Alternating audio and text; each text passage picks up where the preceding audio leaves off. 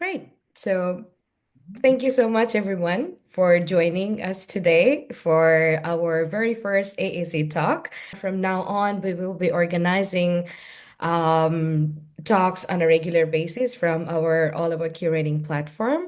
And the conversations that we will be making is about communities, and we will be inviting art workers from all over the world whose work resonates with the community-oriented works. And art worker meaning we will be inviting artists, we will be inviting curators, researchers, scholars, and everyone who are part of the global art ecosystem. And as some of you might know about All About Curating, it's a curatorial platform. However, it's not a curatorial platform which is formed by the curators and for the curators. Because curators, as curators, we don't practically work in any isolated bubble, but we work with our team.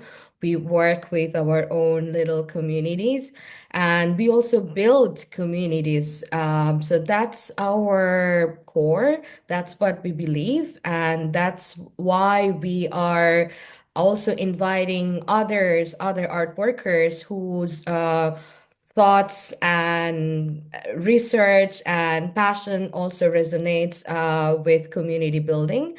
And when we are talking about community, we mean community in the most expanded ways. For example, in today's talk, you will be getting to know about communities of humans and more than humans. Feel free ask questions as our both our artists and presenters today, Marie-Pierre and Perry Walker. You all are allowed to ask questions as they go. So you don't need to wait until the very end of the presentation to ask any questions. If you would like to ask anything, you can ask right away. You can just raise your hand and you can ask away.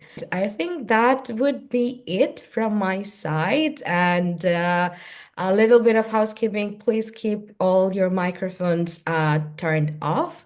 That would really help us to focus on the beautiful conversations that Marie-Pierre and Perry Walker will be making today. So on that note, I welcome Marie-Pierre and Perry to take over. And I look forward to hear your beautiful presentation. Thank you so much, Sabine. Thank you for inviting us. Hello, everyone. My name is Marie-Pierre. I'm French. I'm an artist. I work in Europe, and here is my partner. Hello, I'm Perry. So thank you again, Masmin, for inviting us. We are honored that you've done so. So to pick up a couple of things that you said, this is not going to be a talk. We hope that many of you will turn your microphones on and participate. What we're about to do is a half an hour taster session of something that normally takes 2 hours. And this, as Masmin said, is the assembly of humans and more than humans. And the assembly is going to decide whether to allow an energy company to build a wind farm in Wales. Where is Wales? Wales is part of the United Kingdom, and it's in the middle left to the west of England. That's where we live. And what we were doing may seem strange to you, but I hope you'll give it a go, and we will explain exactly what's to do as we go along. So if you can open the chat, that will be useful, if you've not already done so. And I'm now going to find out who is up for taking on a role. So if you are up for it, turn your camera on if you can, and give us a wave or give us a wave digitally. So, Marie-Pierre, I think you've agreed to take on the role of the energy company, EDF. Thank you. Bipasha, are you up for taking on a role? Thank you. Okay, so Could you make a note of the number 2, the eagle? Amy, could you be a Welsh farmer? Okay, thank you very much. Could you make a note of the number 3? No, make a note of the number 3, if you would. 3. You are number 3, yeah. Okay. Who was next? Jenkins, would you be a bat for us? Would you be a bat? Thank you. And could you make a note of the number 4? Okay, there are 2 more roles on offer. Who's keen? Give us a wave. Blanca, thank you so much. Could you be the future generations of Greenland? Yeah, Great. that's nice. Great. And could you make a note of the number 5, please? So there's 1 role left. Harita or Nata, I didn't catch your name. I think Nata is frozen. Yeah. Harita, would you take on this role? Harita? Okay, yes. Thank you so much. So we're inviting you to be a past human. A ghost. A ghost. Okay. Ken Sarawiwa. And could you make a note of the number 6? He's a Nigerian ghost. Very interesting. Can you all see the link to the Google Doc, which I've put in the chat? So you'll see there's a set of Google slides, and they're all in order. So if you're number 3, you want the 3rd slide. Good. I'm so glad you're in. Could you just take about 3 minutes to read about your character? So we are about to begin. Okay. Order, everybody, order. Order, please. I call to session the assembly of humans and more than humans. Please order. You've been gathered here today as ambassadors for both humans and for more than humans to make the final decision about the proposal to construct a wind farm in mid-Wales in the United Kingdom. The proposal, which is being submitted to you, the Assembly, comes from an energy company. The name is EDF, Électricité de France. They produce electricity using wind energy.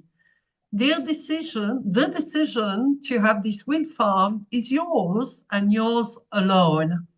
Thank you. Thank you, everybody. You have 4 choices. I will describe the choices, and the choices are also in the chat.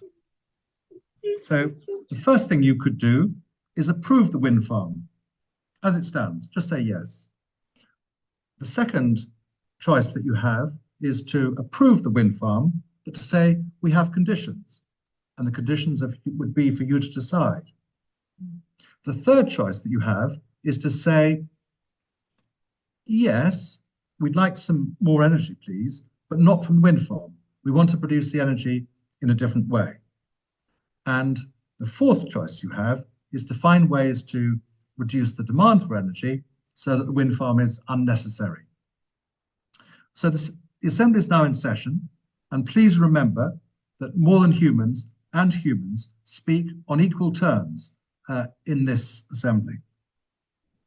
So I'm now going to invite everybody just to take a minute, starting with EDF Energy, to introduce themselves and say a bit, perhaps, about what they want, what they think should happen about this application to build a wind farm. If you start going on for too long, I will wave at you, and that means, please, could you come to a halt? It would be helpful if you could change your name to your character.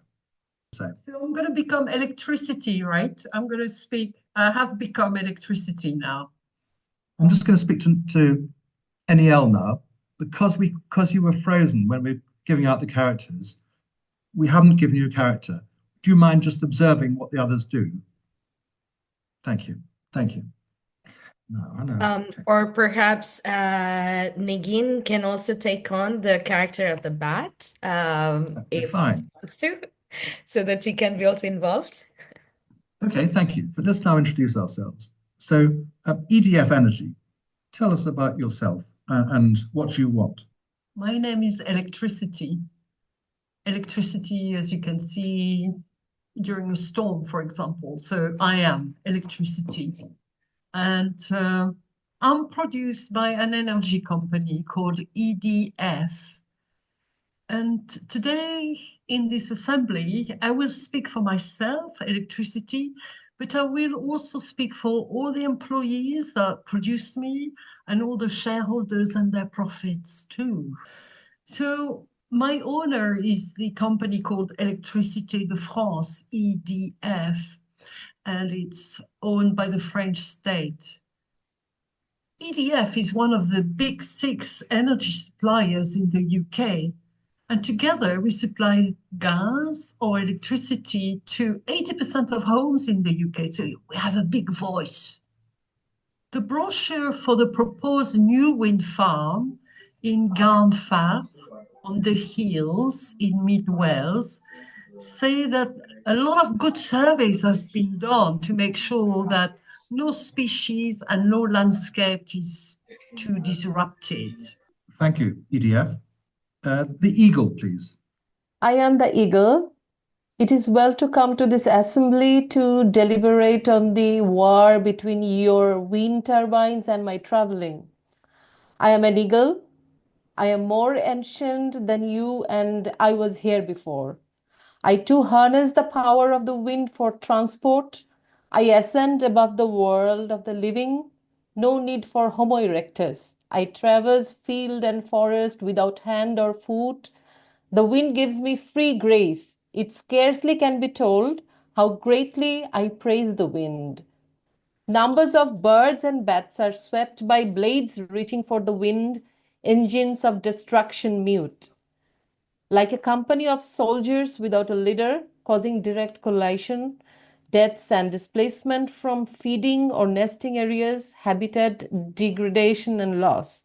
It is all well to seek a larger blade for more energy production, but your desire for money and profit sheds blood. You spoil the sky where I live. I am an eagle awaiting sterility and death. Let's hear about Rodri. I'm Rosary, a Welsh sheep farmer. I'm standing outside my house in my neighborhood fields. There are dairy cows grazing below a wind turbine. Wind turbines and connecting them to the grid can cost millions. Only large corporations can afford them. Local people don't benefit from them. Yet some local people suffer from disturbing effect when the sun goes down, or from the noise from a badly adjusted wind turbine gearbox. That's my ethical objection. It will be great if turbines were cooperatively owned, with investors sharing the profit, and the electricity bills of my neighbors and my bill going down as a result. We hear about energy locals. It's electric produced by locals at the moment to sell the electricity for the grid at, say, 3 pounds per kilowatts an hour. But you have to buy 15, 20p. With an energy local, we could sell it to local people and I'd say 11p, and massive cuts in their bill and much better rate for us. These allow people to have relationship with their electricity, how much electricity they produce and consume. It is hard to understand you. I don't know if you can get anywhere quieter. I'll try. Thank you. And I'm sorry to ask something else. Could you change your name as well to Rodri or Farmer? So now we're on to the bat. Okay, I see the sunset. My wings are stirring the air, rich in insects. I locate the insects with my radar. Tonight, they are delicious. Sometimes my radar tells me that there are lethal spinning turbine blades just under my nose. I have a quarter of a second to react before being struck or enduring barotrauma. Have you heard of barotrauma? Rotating blades create a spiraling vortex near the blade tips. These generate a drop in atmospheric pressure that causes mechanical damage. to my lungs, killing me as I fly through this sudden pressure change. How can we, bats, ancient fruit eaters from the epoch 56 to 34 million years ago, adjust our flight direction before entering airspace colonized by your spinning turbine blades? I see the sunset. I can differentiate north from south. I know the sound of every bat in my clan, what they hear during the day, squabble over food and protest over mating attempts every day in the year throughout my 30 years. Certainly, your technical prowess seems majestic, but may I remind you that my radar is infinitely more efficient than your mechanical replica. Really, I am the only mammal capable of true and sustained flight, based on the Book of Thales. So, Jenkins, just to say, while we lost you, we asked other people to be the bat. But if you would like also to be the bat, change your name, if you would, to bat, and I'll invite you both to speak. We'll now move on to the future generations of Greenland. We can see where you come from. So let me bring my home to yours, as I did with my background. Here in Greenland, the ice is melting, revealing a rich accumulation of rare earth elements. These are coveted by far-right expansionist Americans to construct the wind turbines, which feed the swelling demand for more electricity for your electric cars, smart grids, and smart cities. You think that your future generations will breathe clean air. They'll have freshly minted money in their pockets. My people may continue along our suicide curve, alcoholism, identity loss, obliteration of our ancestral culture. So, we Greenlandic Inuit future generations don't watch coolly who would have a life and who should die. Finally, Ken Saro-Wiwa, please. Just a short introduction. Ken Saro-Wiwa, I was executed by the Nigerian government in 1995 for a crime of which I was totally innocent. 8 of my fellow activists were also executed. Why? I'm an Ogoni. We are fishers and farmers in the Niger Delta. We had the misfortune to stand in the way of the oil and gas multinationals, especially Shell, and their links with the then Nigerian military dictatorships. I helped to set up the movement for the survival of the Ogoni people to challenge the massive pollution of the water and soil on which we depended for our traditional livelihoods. We also protested against the human rights abuses by the state. In 1993, the Ogoni declared shell ban in Ogoni land. The response was military occupation with killings and the destruction of villages. In 1994, we were arrested, and you know the rest. This is a poem I wrote in jail. It's called Ogoni Ogoni. Ogoni is the land, the people Ogoni. The agony of trees dying in ancestral farmlands, streams polluted weeping, filth into murky rivers. It is the poisoned air, coursing the luckless lungs of dying children. Ogoni is the dream, breaking the looping chain around the dropping neck of a shell-shocked land. I am pretty sure that you use or benefit from fossil fuels. What do you have to say to me and my people? Here we are. There are 6 of you. You're very different.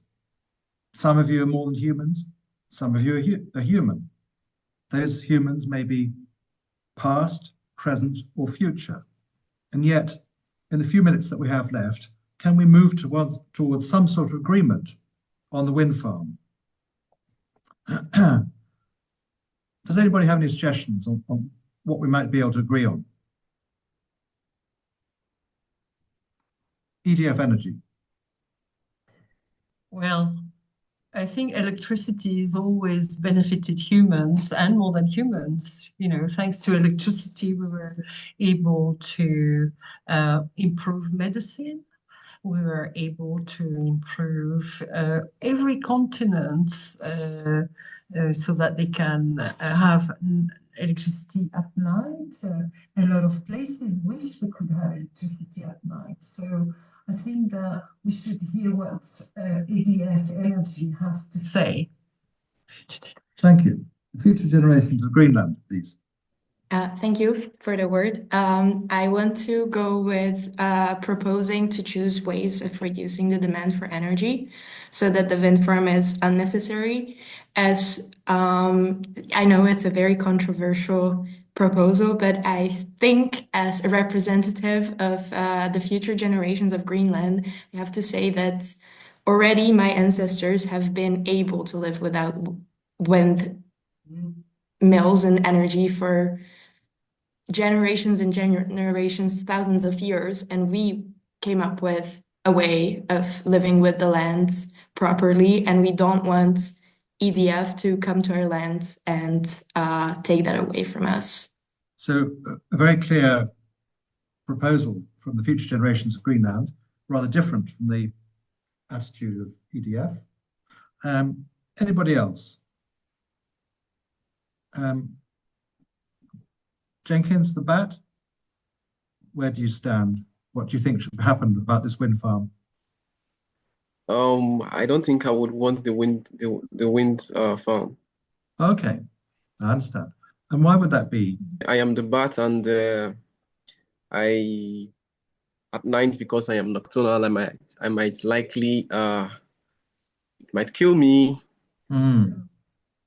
I might collide, and I might be too fast for me too. So yes, I wouldn't want it. Nikki the bat, anything you would like to add to what your fellow bat has said? Yeah, that's true. We don't want them anywhere near our habitat. It should be far away enough so we don't feel it. So what we've had so far is Greenland's future generation saying no wind farm, let's reduce the demand for energy, and the two bats saying no to this wind farm, but possibly if it's somewhere else that doesn't put us at risk. We think it's better if we find another source.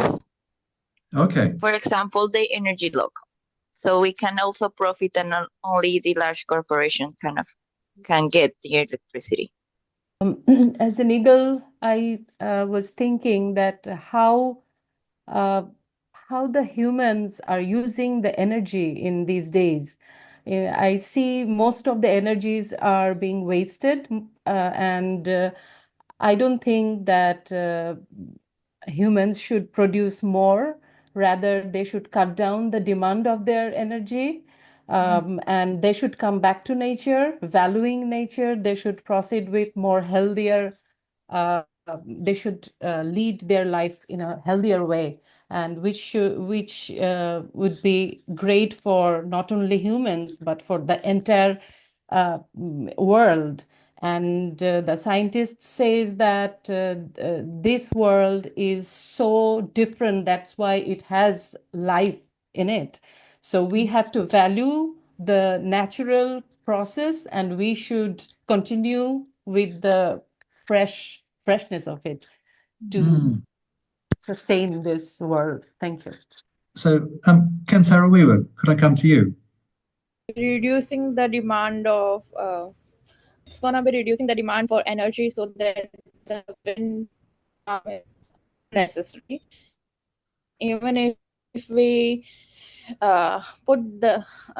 even if we choose some another alternative way, I think that should also be with some conditions, like already the water is polluted, so far away first of all, and then that's certain so that damage the as well, along with go side by side, but there should be something that we should keep in mind before implementing for a wind farm.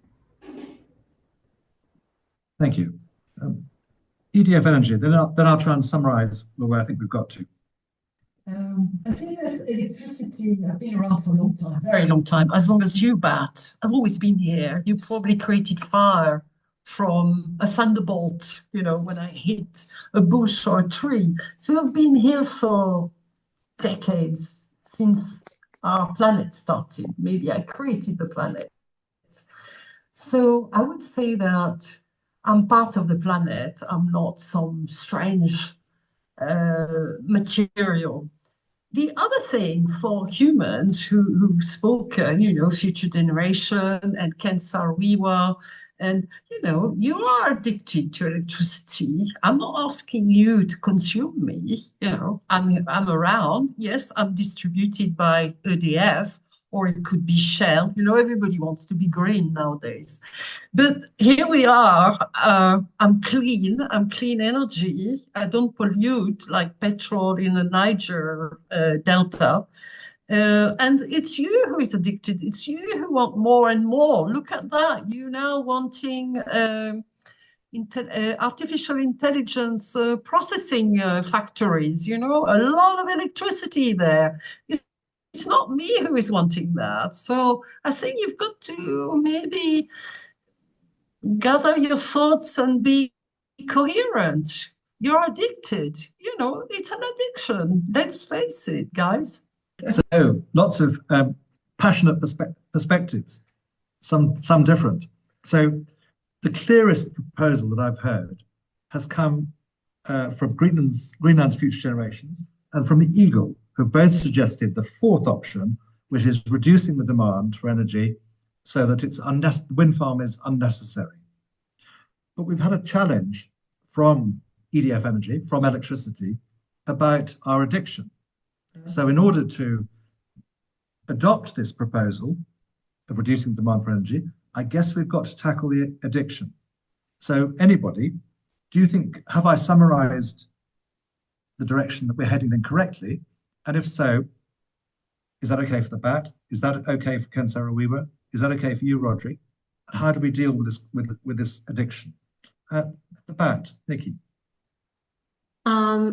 I believe that we need electricity anyway, as she said, and we cannot change the lifestyle towards not using much electricity, but we can actually make new ways of producing it.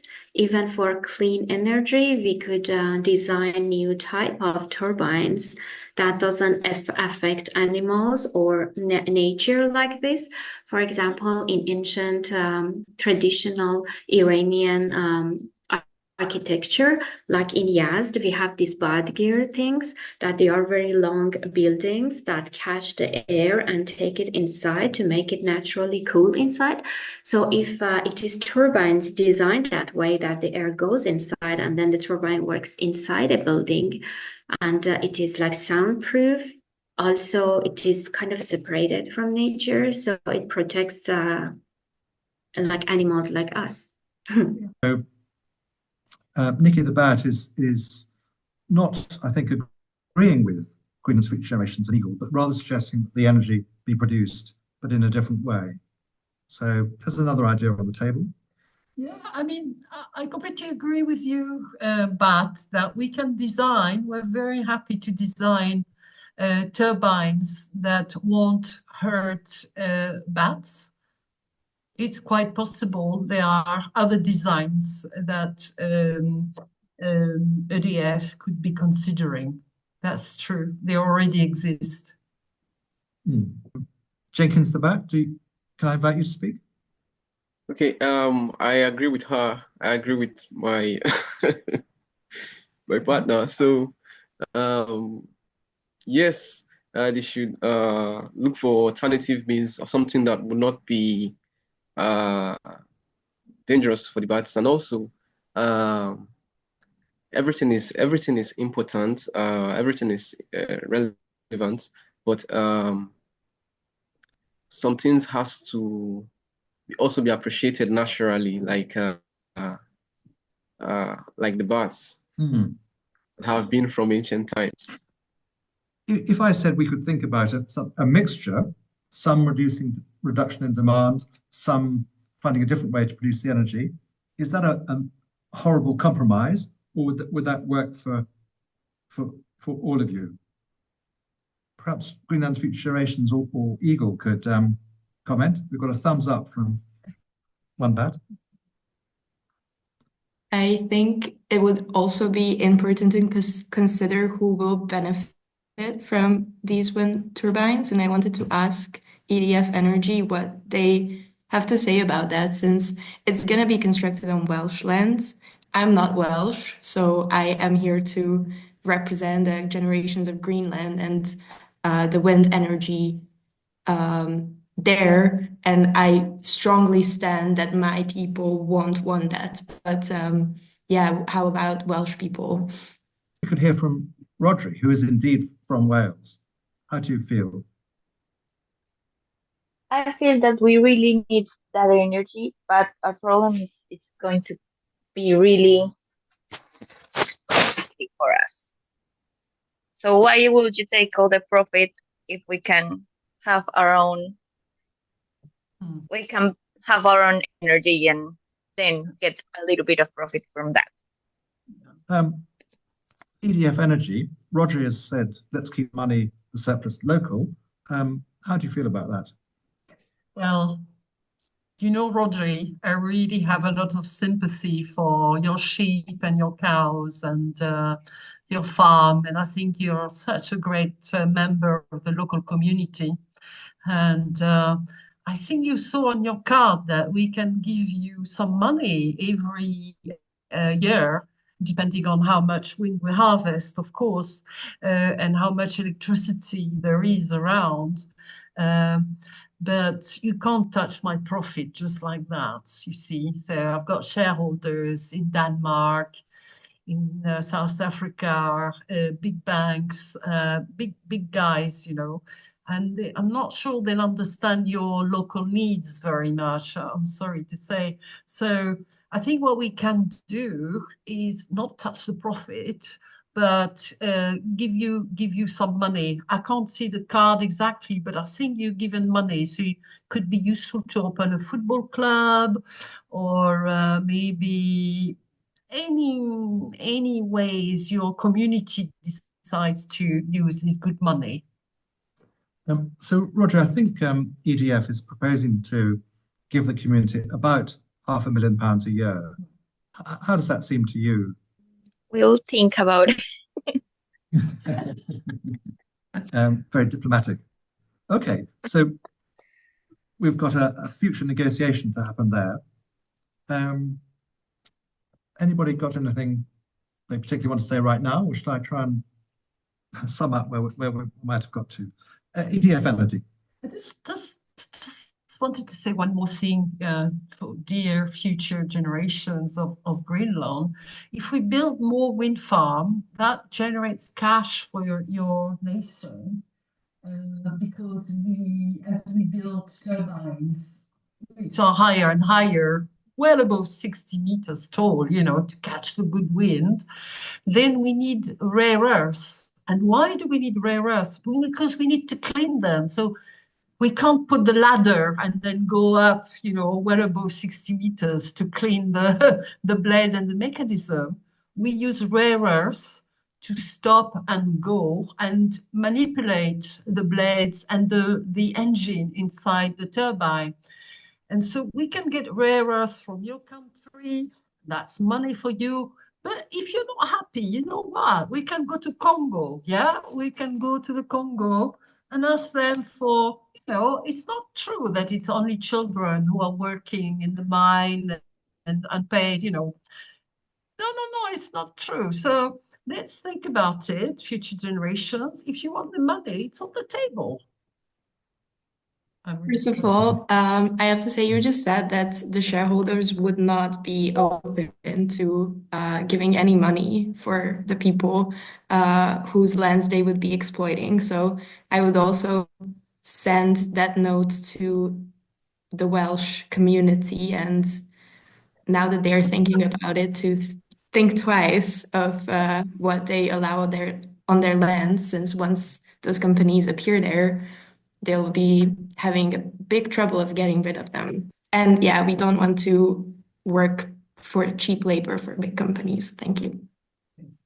We're coming towards the end of our negotiation. I'm really sorry because it's been rich, and I'd love to be able to carry on. Ken Sarah-Weaver, can I start with you? Where do you think we've got to? If it's not benefiting people, then it's a no kind of deal. So I don't think so we are going on an agreement, because Okay. the lower class people are the most important ones. If we go for a decision, we should always like look up for the last person in line. So if they are not benefiting from it, then it's a no from my side. Eagle, where are you? So apart from the practicality, I would like to see the whole situation from a philosophical point of view, where the humans want to reach ultimately, and what is their purpose, and what they really want to achieve out of it. So I think we need to, or the humans, they are not the only species on Earth, and they need to understand that it has to be a healthy ecological environment, and everybody has to live in a balanced environment. So I am no for any artificial energy. Um, Jenkins the bat, where do you stand now? More energy would be more wings. That would be also dangerous for me. That would be in opposition to me. So how about we find another form of agreement, because somehow energy is needed also. Nikki the bat. If I'm actually just a bat, I wouldn't think about humans, right?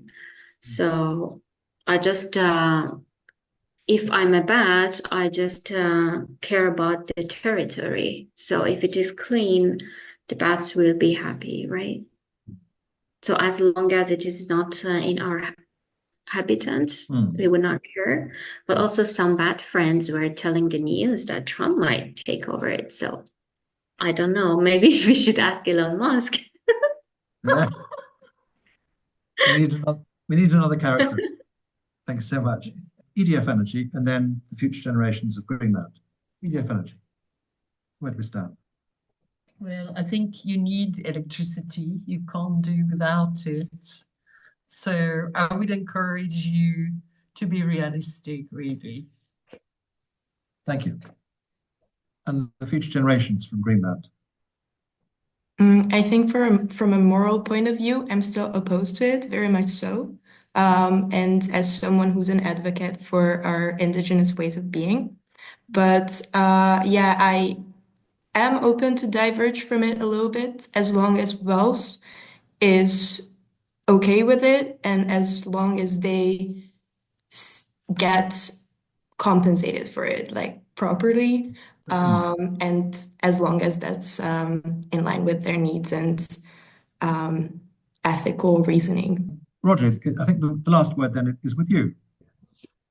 I'm not sold yet. I think that's a little, that's not enough for my lens. And if I can generate my own energy, why will I sell that? Maybe I can generate more profit on my own. That's what you give me. Okay. Where I think we've got to is this, that there are shared needs, not necessarily shared by everybody, but shared about for example, the need for electricity. That may be an addiction, but that need is there. And so there are, for some people, that will be, and some characters, I should say, that will be okay, provided certain conditions are met. So for the bats, the conditions are that they are not at risk, either because the place of the wind turbine has changed, or because the design of the turbines has changed, maybe drawing on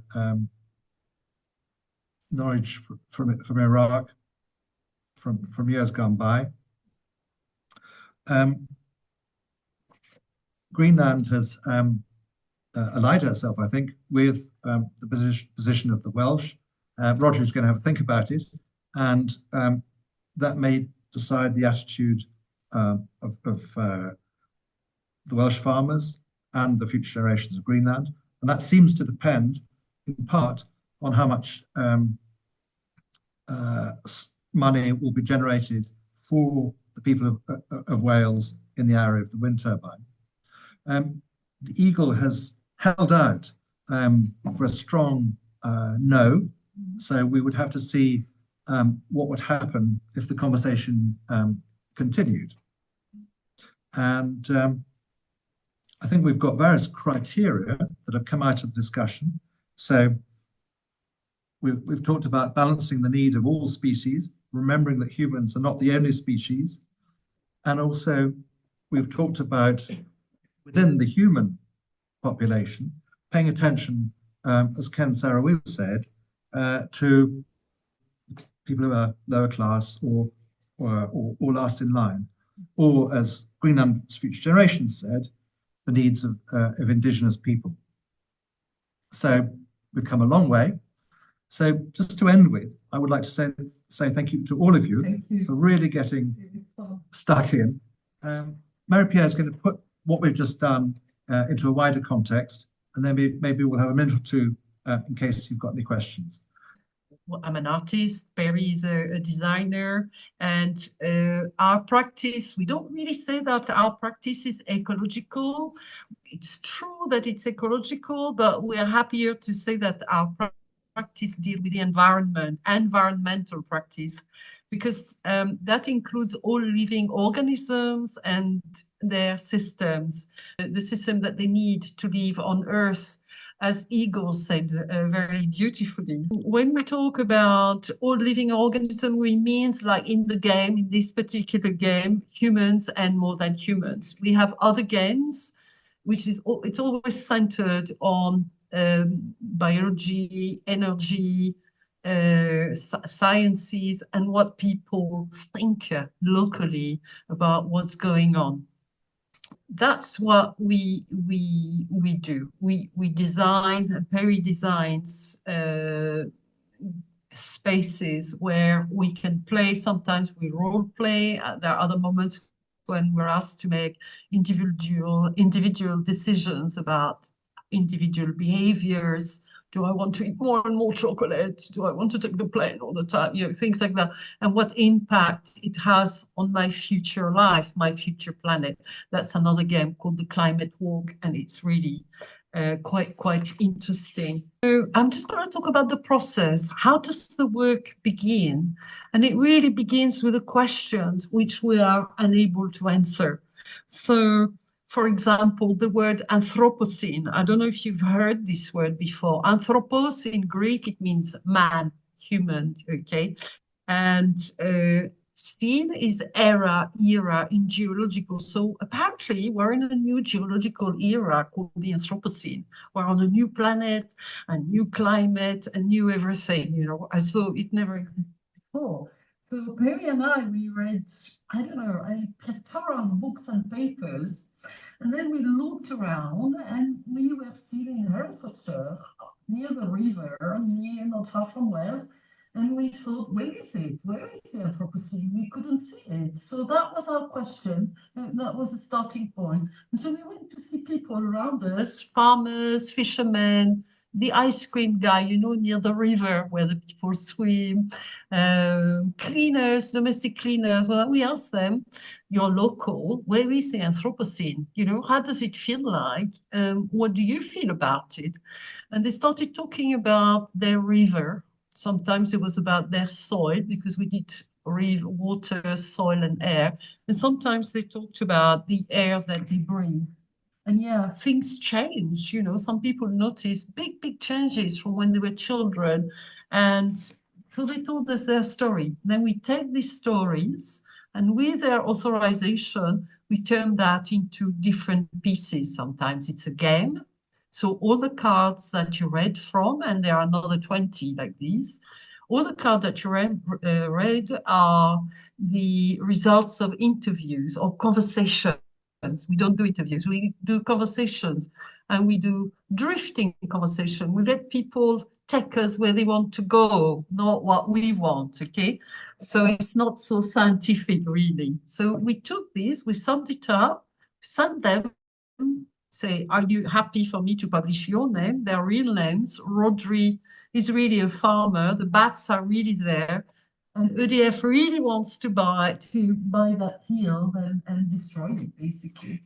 So that's how we work. We work with local communities about local and communal resources. How do they feel about it? What do they say? Why do they say it? They engage with their own stories, and they shape the work that we do. We never know where we will end up in this way. Sometimes we make a book, sometimes a newspaper, sometimes a soundtrack, sometimes a video. So it all depends very much on the subject. We realized after a few months that every project we were doing needed a collaborative group of people because, in fact, we know nothing. I mean, really, basically, it's difficult for me to plant a tulip. Yeah, now I do it, but it took me a while to get there. So we learn from people. So it's other ways of learning. We learn from people, what they smell, their experiences. We don't really, we go to scientists as well, but we don't read their papers. We ask them to tell us the story. And it's really interesting what they come up with. So everything we do is about local, but we all know that the local is global. Yeah, I mean, it's quite interesting that all of us from different culture here, we could understand what was going on, even if maybe on the African continent or in Indonesia, they don't do wind turbine, they want solar panels, of course, but it's a bit universal. When you're a bat, you're a bat. Everybody can feel this ancient mammal is part of us in a way. So the games are very much about empathy, really, trying to understand the otherness, the radical other. That's a philosophical concept, which is quite interesting. So each time we have a new question, we need a new group of people who understand about water or soil or air. And each time the group that we form, called Just Us, the group forms and reforms according to the projects and the works that we focus on. I just wanted to say that if our work is local, if our work could never exist without people shaping it, there are two things always to remember. First of all, it's local, but it's not parochial. It's not nationalistic. Okay, that's something that is very, very important. And the second thing is that we bring the question, and there is a power there as artists, and we're very aware of that.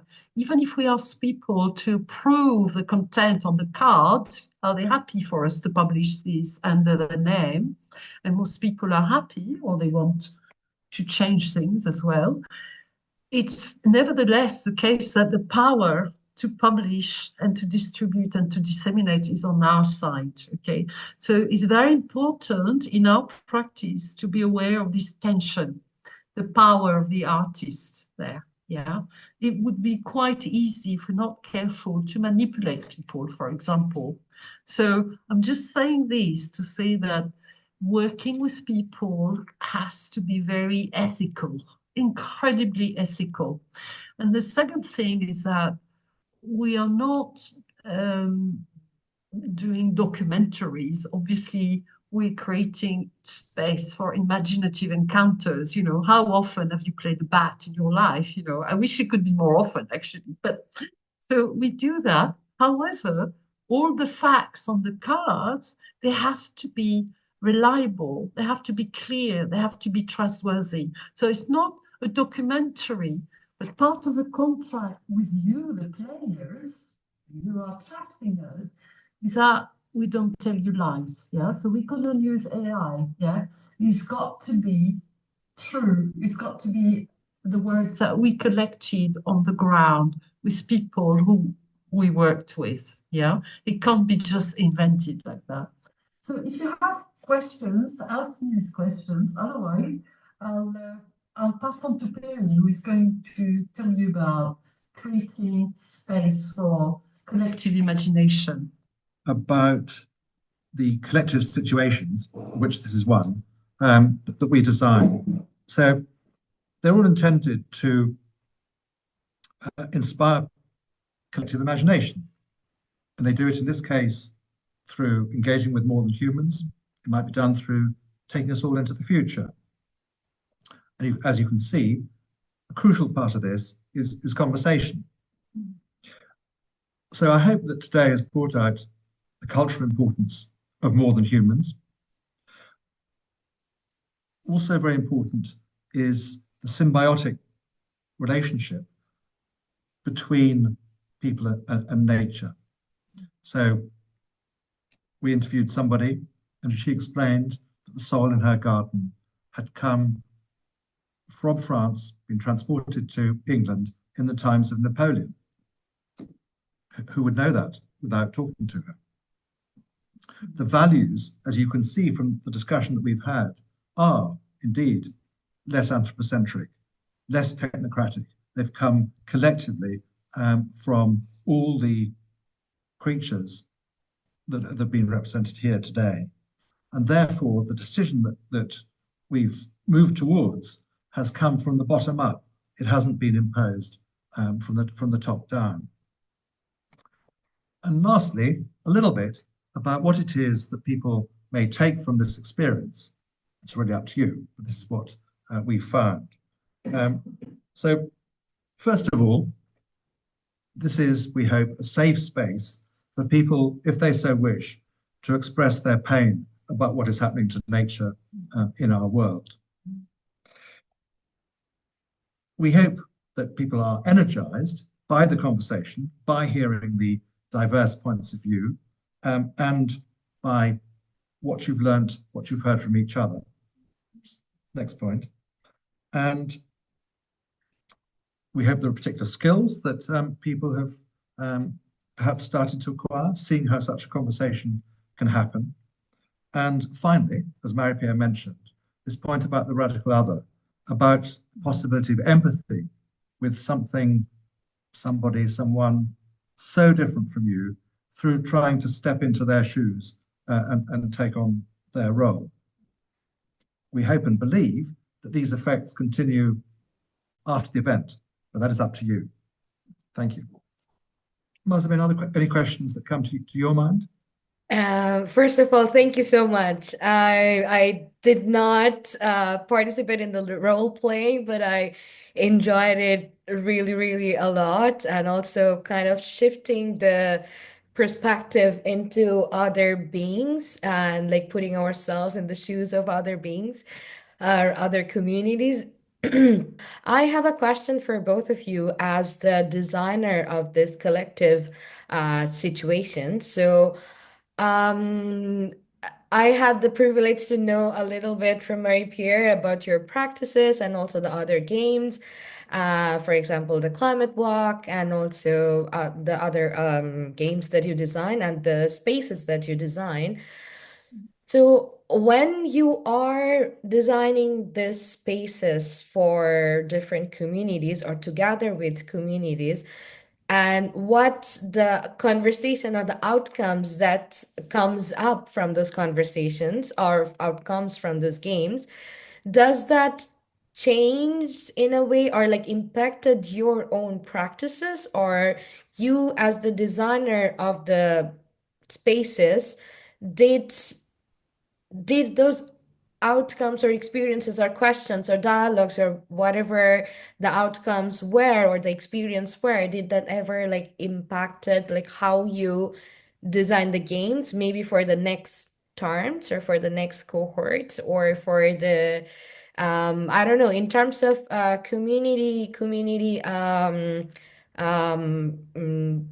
situation building, let's say. So how was your experience as the space designers?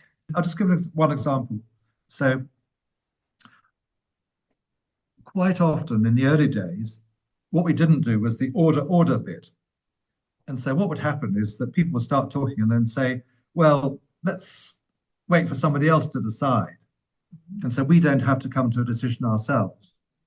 And so that wasn't what we were trying to achieve. We want this group as best they can to come to a decision. So that's why we borrowed something from the British Parliament, which is the order bit, and we emphasize that you are the group that is taking the decision. So that's one change. So I think that we've been running the games for many years and with many different groups. That's more important than the number of years. And I must say that each time there is a dialogue of one or two characters that reach a new height, let's say, okay? So for example, when I was playing EDF, I was using somebody else's, a participant, who was extremely extraordinary. He was saying, I am electricity. You know, and suddenly I was thrown. I thought, wow, I've never heard somebody say that. So their imagination. So because we record the session, we set that one apart. Another time, there was somebody playing a rare earth, which Blanca is in Greenland, and it's called coltan, C-O-L-T-A-N, and it's on the phone. That's why when we do this thing, things move up and down. And coltan is very difficult to play a rare earth. I mean, what do you say? We are humans, you know. How do you play a piece of land? What do you say? And this chap, he's a scientist from Nottingham, and he was just amazing. He just said to me, you know, I'm not your coltan. Don't talk to me like that. You know, it was just like, wow. He was really absolutely extraordinary in the way he positioned the mineral. And that's the scientists who work with cold char, how to improve the quality of soil. So he was able to take his speciality, his research, his mind, and put it on coltan in Congo, you know. That was quite extraordinary, these meetings of the imaginary and his reality, and that became something else.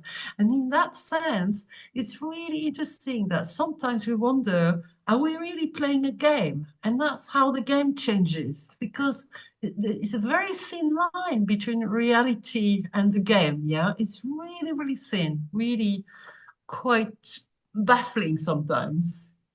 Well, thank you for sharing. If I don't know if anyone has any question or comment or anything that you would like to share. I see that Bibasha Abu wrote something in the chat. You two are amazing and love the responsibility you have taken up to make the world a better place. It is a great experience to be a part with this group. Thank you very much. That's very kind of you. And Pasha, thank you so much for sharing your values. I thought that was just amazing. What beauty, yeah? I think the game is beautiful because of things like this, you know, moments like this. I find them extraordinary and they really touch me. I want to cry, I say, but I'm not going to cry, but I feel a bit like that. well, anyone else have? Yeah, Blanca.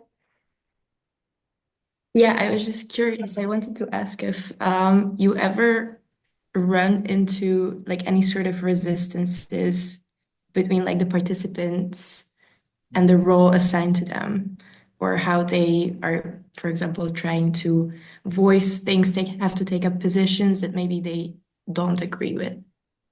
Does that ever happen? I'm not sure how to answer that, Blanca. So it's certainly true It's the game, yeah.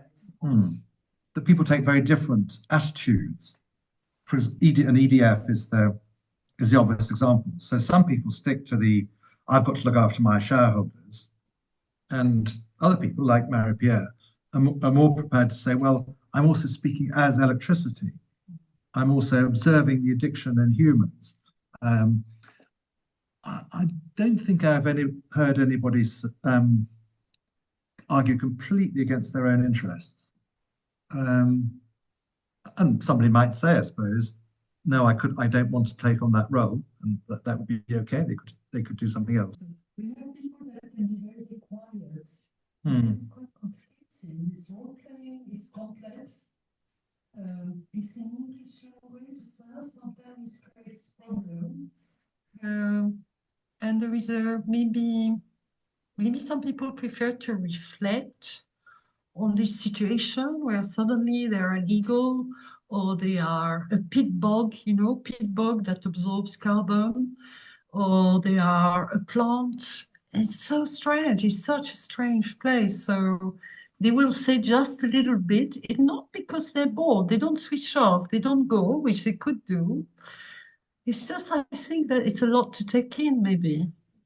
I think also it's a bit different from what you said, Blanca, but some of the characters, not the ones we use today, are pretty almost abstract. So we have the atmosphere, and it's difficult to be the atmosphere. What is your attitude to a wind farm? So that's a challenging role to take on. I think the idea when we designed the game, this particular game, the assembly of humans and more than humans, is to first of all assume that everything is inhabited. It's not true that air is empty and there is nothing there. There is plankton. There is all sorts of life there. There is dust. On dust there is bacteria. The bacteria is traveling, or there is a fungi that's going from, I don't know, Uganda to Australia. There are two stories. These farmers told me that. So it's not true that there is nothing there. We can do what we want. It's not true. Maybe on the moon there is something. We don't know, So that's the first thing. We always assume that in atmosphere, it's packed with life, like in soil. It's just packed with millions and millions of living beings. The second thing is more political, is how do we learn to run an assembly?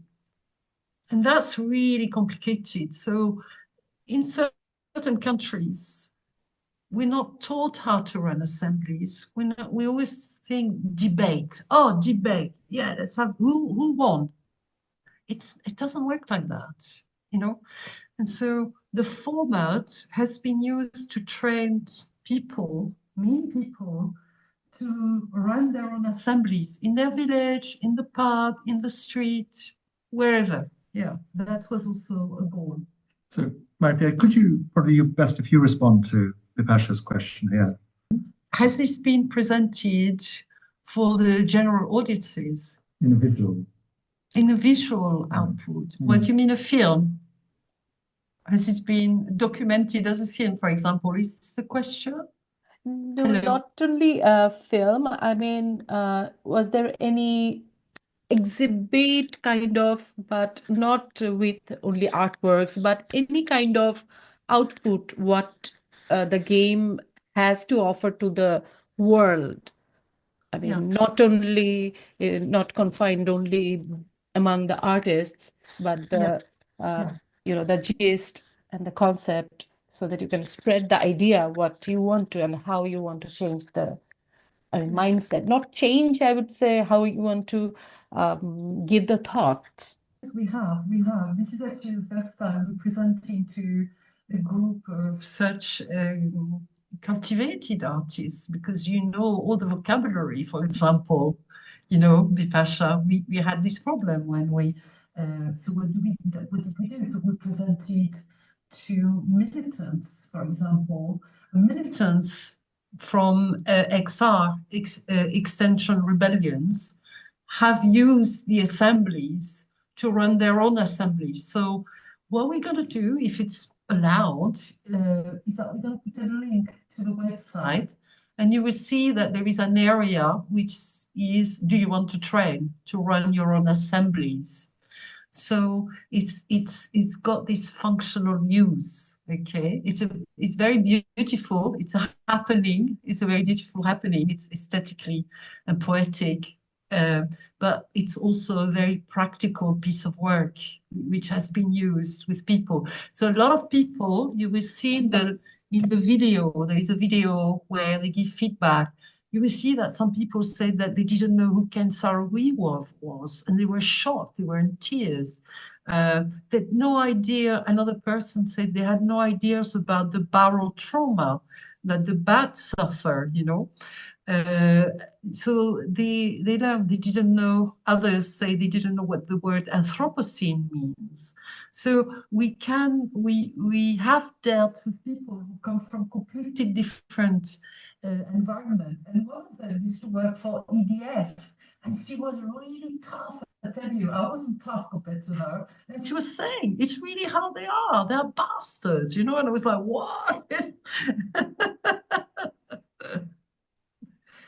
What is interesting when we're not working with artists like yourselves is that there is a lot of poetry in the cards so that people can express feelings that they wouldn't usually say. You know, they wouldn't usually say, my heart is broken, I've got tears of blood running down my cheek. You wouldn't say anything like this.